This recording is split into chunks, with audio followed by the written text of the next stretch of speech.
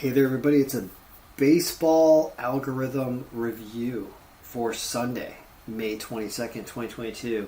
We'll talk about the baseball games, talk about betting strategy and kind of how did the algorithm do based on ways you could have bet the games.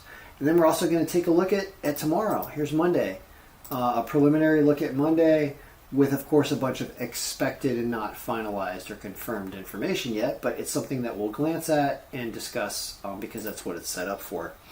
If you'd like to subscribe to this, it's $20 and you get an email from me for 7 days with the Excel file, with the algorithm in the morning as soon as I can get it out when the games are about to start. So, for example, tomorrow we have games starting at Looks like they all start late. 6:30 Eastern, I guess, is the start of the first game. So sometime around noon, I'll probably send this out with confirmed lineups, and then you can go to town with it. Now, let's talk about today being Sunday. Let's talk about Sunday's results. So right now we're at 8-7. One of the games is still going on. There's a Yankees-White Sox second game of a doubleheader still going on. It's 0-0, I believe, in the 8th inning. It's pretty late into that game. And top of the Ash, it's 1-0 White Sox now. So what's really interesting about the day is even though it looks like the day is not really a winning day, it wasn't one of those great days that it wasn't one of those really awesome great days like yesterday where we had like 14-1, I think it was yesterday. Let's see here, the White Sox game is right here. It's now 1-0 White Sox.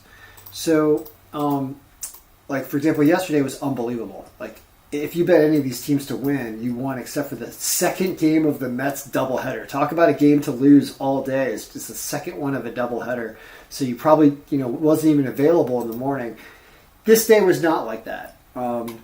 You'll get a day like this on average 1 out of every 5 days. So I wouldn't expect another really awesome day until maybe about Thursday. Like if it doesn't happen before Thursday, then it's going to happen any day probably thereafter. That's the way I look at it. So today is a choppy day. Any days that look like barber poles are bad. If it's light, red, green, red, dark, whatever, back and forth, that's bad because you can't string wins together.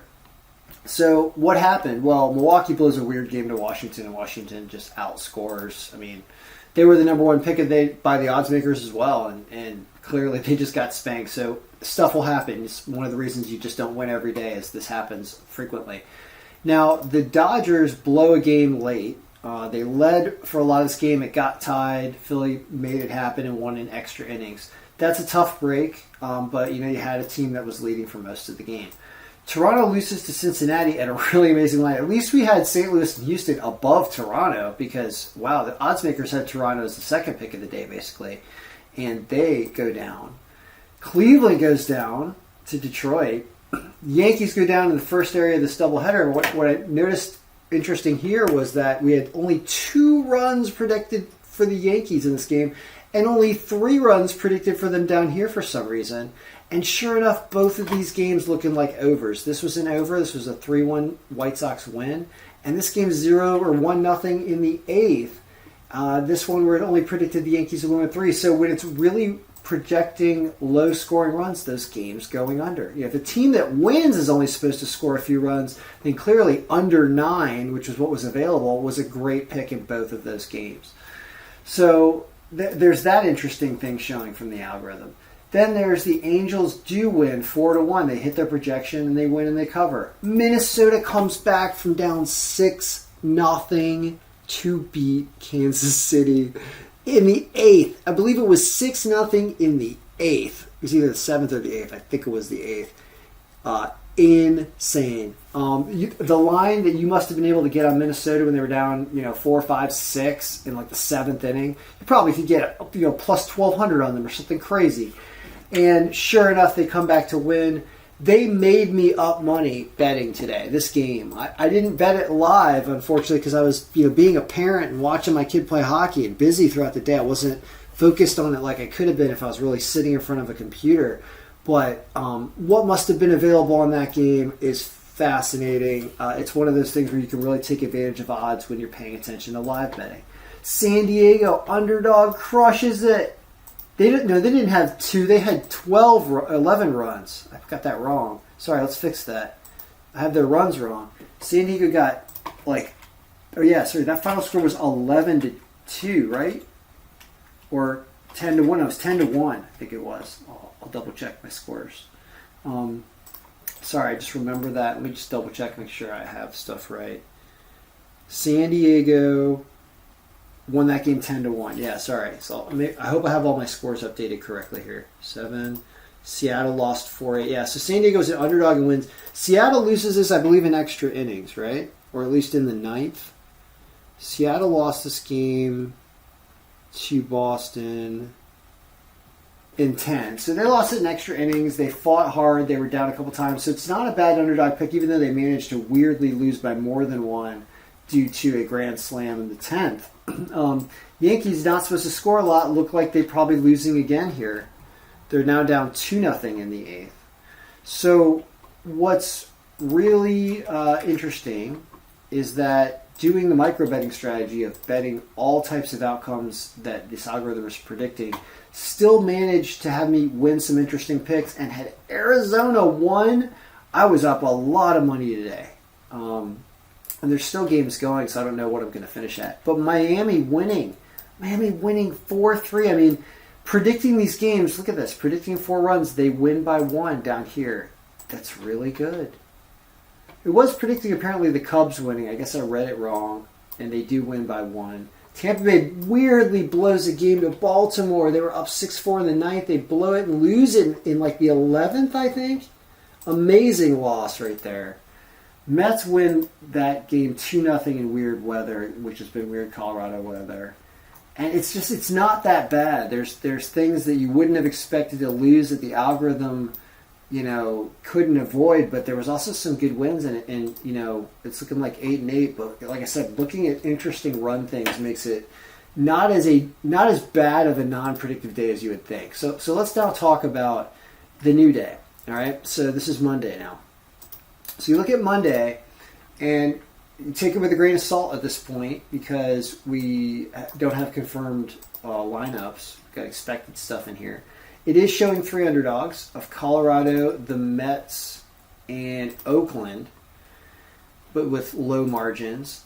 But when you look at it game by game, you say, well, what's interesting here? There's Elvin Rodriguez's ERA is 13.5.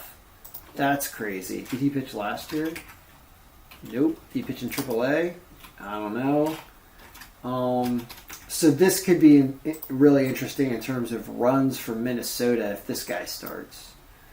Because I don't know what to switch him to. Here's another one with Vladimir Gutierrez. Is our ERA ridiculous against the Cubs? Okay, so there's a few of those in there. And you can see that's why it pushes these teams as the top picks.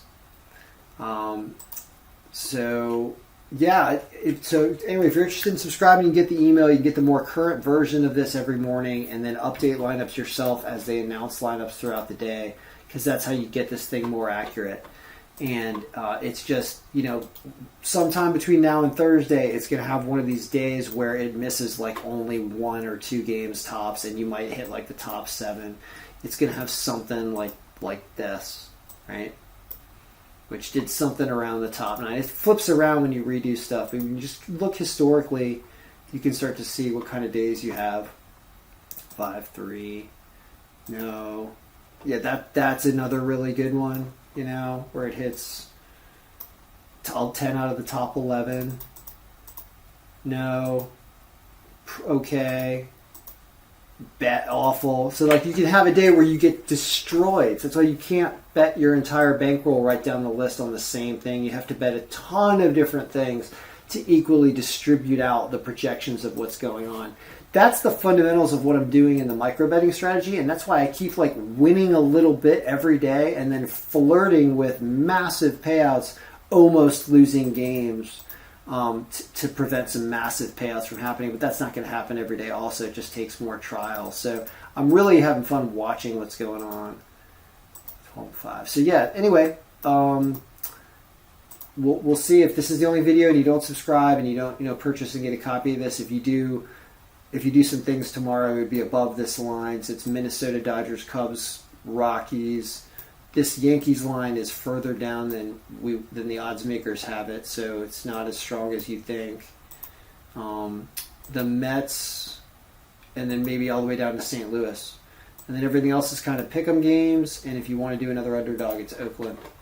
All right, so good luck, everybody. May all our picks be winning. I'll be back Monday night with an update on everything else going on. And watch some playoff hockey, too. That's really awesome. And a couple big wins today. I'm rooting for Calgary to come back and score some goals tonight. Oh, it's 5-0 White Sox. Uh-oh. Watch out, my over-under. I have it under 6.5 in that game. Uh-oh. Sorry, I'm jumping around from stuff here, but it is 5-0. I have an under 6.5 at a really good line in that game, so I might bite my tongue there about that being a good under bet. It ain't over yet. It's still in the bottom of the 8th.